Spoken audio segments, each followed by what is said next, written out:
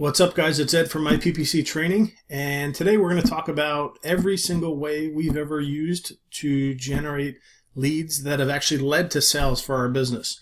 So everything I talk about today has actually generated revenue for our business, whether it be big or small. We're going to go over that, and we're going to go over everything in detail. And the reason I'm doing this video is I put out a video a couple days ago about how we got our first client, and it's been well received. And since then, we've gotten a lot of emails asking specific strategies that we're using, just getting ideas on other ways to generate leads for agencies, consultants, freelancers, whatnot. So what I did was I put together this list. I don't know if you can see it with my sloppy ass handwriting. So I put together this list, and I'm going to go through every single way we've generated leads for our business. Leads that have actually led to sales, not just leads.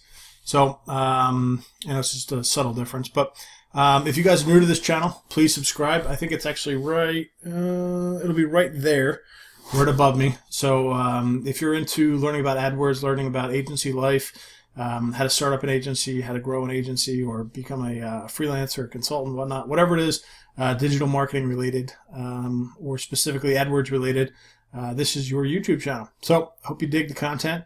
Make sure you subscribe, and let's dig into this. All right.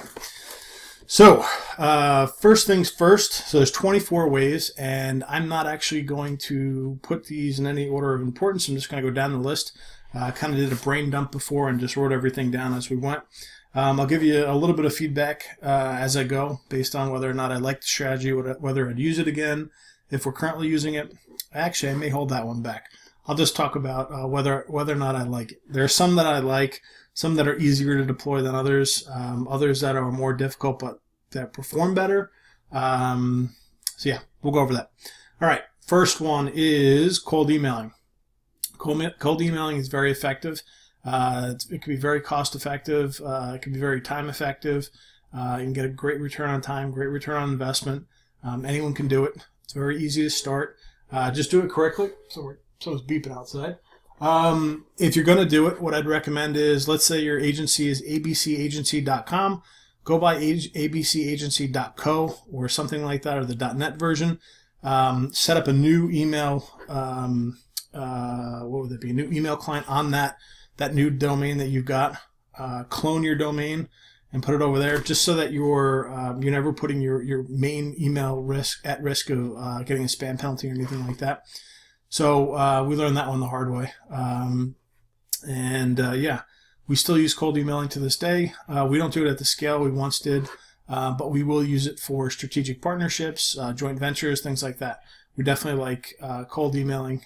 We use it more strategic these days than anything else. Next one is cold calling. We've done a lot of cold calling, both internally and externally. We've hired firms to do it for us. We've hired individuals to do it for us. We've hired people off Upwork, and in some of the other freelance websites. We've gone the range from hiring actual firms to do it, like I said, all the way through the freelancer. Which would I prefer? I'd probably go the freelancer route if we were to do it again, just because you can have a bit more control over there. It's not as expensive, and if you're decent at writing a script ahead of time and helping with the objections and brush-offs that they're going to deal with, if you can help put together a script to make them more effective, in my opinion, it's a bit more cost-effective to hire an individual. Now, having said that, if you've never done sales before and don't know how to coach, how to coach someone along in a sales role, it may be more difficult, and you may be better off just hiring a firm to actually do it for you, because they've got sales managers and a sales floor full of people that they train, and this is what they do. So you're paying for that premium there, and you're paying for that knowledge.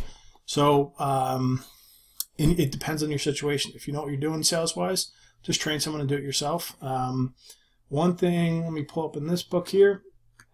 This is the book we used to develop the scripts that we use.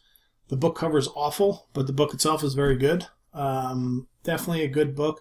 This helps set the tone for what to expect, how to set up calling cadences and scripts, and how to overcome objections, how to deal with brush-offs, how to how often to be calling, how to build your list. It's a very good book. Scott's got a very good good blog as well. Tons and tons of good content on there. He's got a follow-up book to that called 7 Steps to Sales Scripts. This is a very good book as well. If you are going to go the cold calling route, I definitely recommend these two. They're pretty cheap. I think they're, what is this one? $12.50, $10. Awesome $30 investment. Highly recommend it. If you are going to go that route, I mean, if you're starting out and you're brand new, cold calling, cold email. If you like cold calling, get on the phone and you can make some stuff happen. If you don't, do cold emailing. Pretty effective. All right. Networking. Number 3, networking, both offline and online. But for this one, we're going to do offline. So going to conferences, meeting people, so niche-specific conferences, industry-specific conferences, local conferences. We've kind of done a mix of each, depending on the vertical that we're actually in, and or the geographic market that we want to target at that time. So we've done a mix of it all. Number 4, blogging and content marketing. So if you check out our clicksgeek.com website, we have a ton of blog content on there, as well as we're doing content marketing right now. So this will bring in customers for us at some point, either immediately or over the long term. So this, doing these YouTube videos is a form of content marketing for us. LinkedIn posting, whether it be posting content you've actually written, or commenting on other people's articles and, writing a little bit of your commentary and then posting it, posting pictures, videos, whatnot, just being active on social media, specifically LinkedIn rather. Another one we've done a bit is LinkedIn messaging. So picking a niche, rewriting our LinkedIn profile so that it was about that niche, and actually friend requesting or connection requesting people, and once we've made the connection, then going in and basically messaging them with a direct offer. That was actually really effective for us. We went through one of the markets we were in pretty quickly, but it was effective for us, and it's free. It's a time thing, so you can always outsource it as well. I don't like using software on LinkedIn. I like to do it as manual as possible, just because I don't want to risk getting my LinkedIn account banned. So we did that all manual. Next would be networking online. So that would be networking in different forums, Facebook groups. Facebook is where we do the majority of our networking online, just because there are tons of Facebook groups in the digital marketing space. But it's important to get outside of the digital marketing space and get into local groups or niche groups and market there as well. And when I say market, I mean more network. Provide as much value as you can, answer questions, provide value. As Gary Vee says, jab, jab, hook. Just go in with as much content and value as you can. Don't be just asking for a sale in a group. It's not the situation to do that in, and you look like a shit. So don't do that.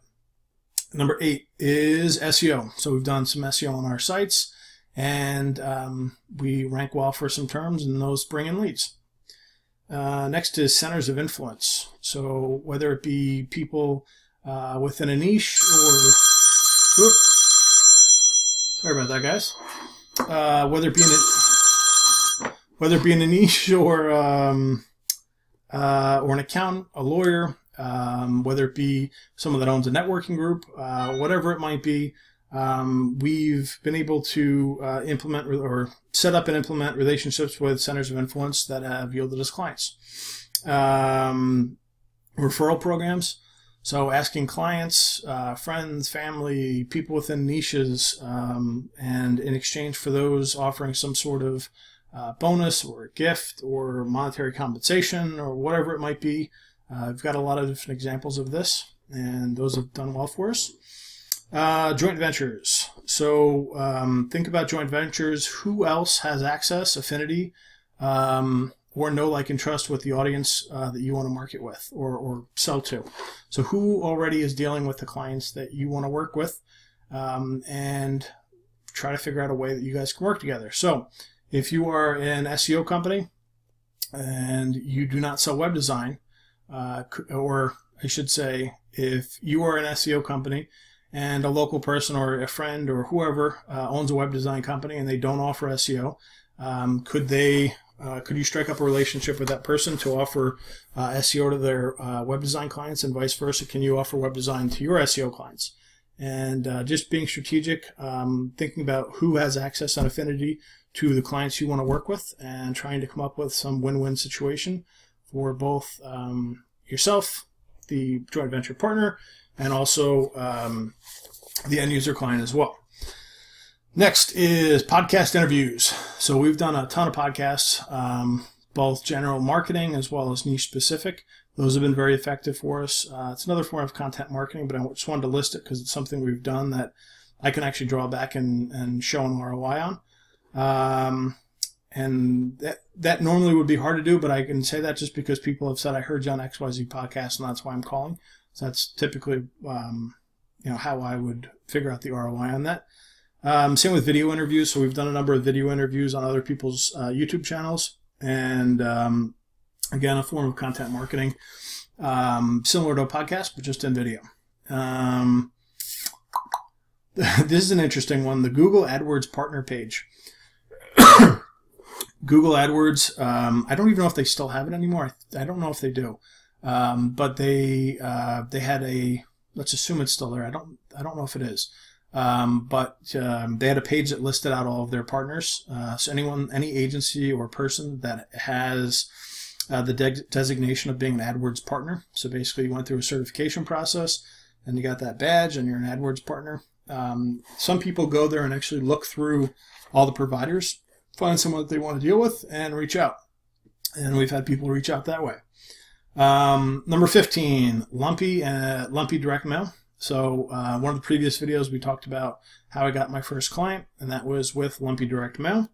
Number 16 is oversized direct mail, and I actually pulled open something on that. We got a couple questions on that last video regarding lumpy mail and the oversized mail, so I wanted to actually show you a resource on that. There's an excellent book by Stu Heinecke called How to Get a Meeting with Anyone. This book is freaking awesome. We mailed a ton of stuff using the techniques in this book, his oversized foam board poster boards. Definitely check out this book. The fact that you can get it for $4 on Kindle is an absolute steal. I listened to it first on audiobook and then actually bought the hardcover. But this is a freaking awesome book. Depending on the size of the client you're going after, this is something I would definitely do. There's a lot of good stuff to be learned in this book. This guy is, you know what, read the book. I don't want to go too much into it without giving it away. But basically what it is the way we implemented his systems were with basically very oversized direct mail. And it was very effective. It was time consuming to put together. Either we did it internally or we hired some friends and family to help us put it together. It is time consuming. It can be costly, but cost is relative to the size of the deal you're going after. So it's not an apples to apples comparison. If you spend $50 and get a client for $2,500 or $1,500 or whatever, does it make it worth it from an ROI on that piece of mail? I think so. This depends on how you select your market, how aggressive you are with follow-up, and all that good stuff. So, yeah, I definitely like his approach, and we'll be doing it again. All right. What else? Number 17 is just normal direct mail letters. So using typically either white envelopes or white bubble envelopes.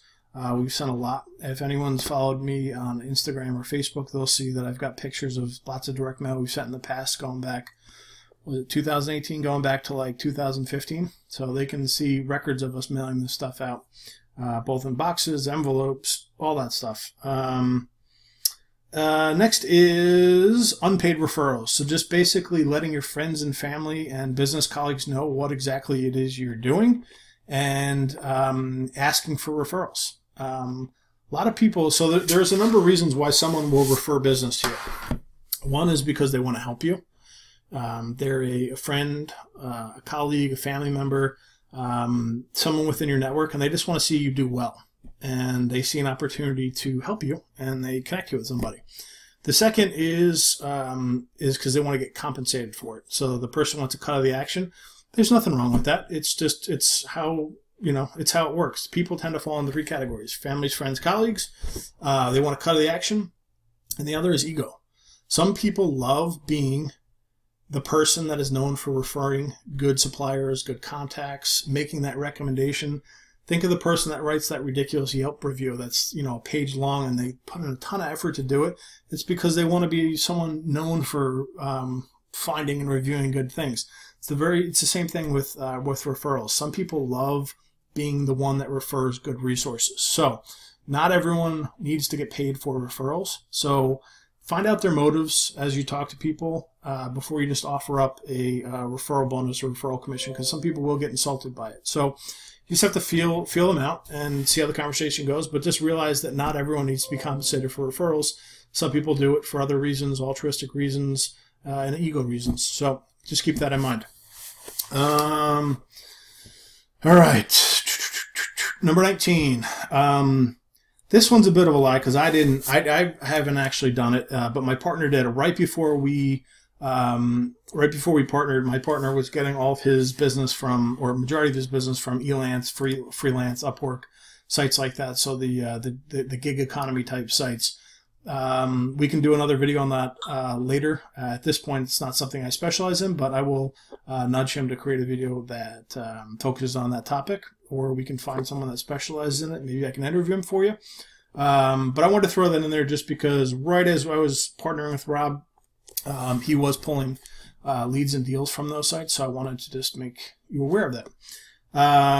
Next is another one that Rob was doing right before, and that was just writing essentially cold emails to people's forms. So form submission, I wouldn't call it spamming because they were specific to the business, and they weren't a blast. It was more specific and personalized for that business, but that was generating leads and bringing in business.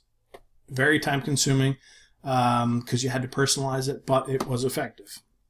Next is Facebook ads. So Facebook ads have I would say Facebook ads for us have been what would the word be besides confusing? We're an AdWords company. We specialize in AdWords. We live and breathe it. AdWords is like speaking Chinese to me. It's difficult, but it has yielded us clients. We typically get an ROI on every time we run a campaign. It's just frustrating and annoying and foreign to us, so we don't often run them. We tend to hire out for that. I know people that's the only way they get business is through Facebook ads, and that's great. It's just not something we've really dialed in. We've done decent with it, but it's always been a frustration for us, that enough so that it just didn't warrant us doing it again, just because we weren't good at it. So one thing we do well with, though, is retargeting all our traffic with Facebook ads. That tends to do really well for us. I've got a video in the works on how to retarget your traffic. So any traffic that you have, any organic traffic, paid traffic, whatever, how to retarget it on Facebook with testimonial videos and things like that, that will pick up low-hanging fruit and low-hanging, low-cost leads on the back end. That's done really well for us.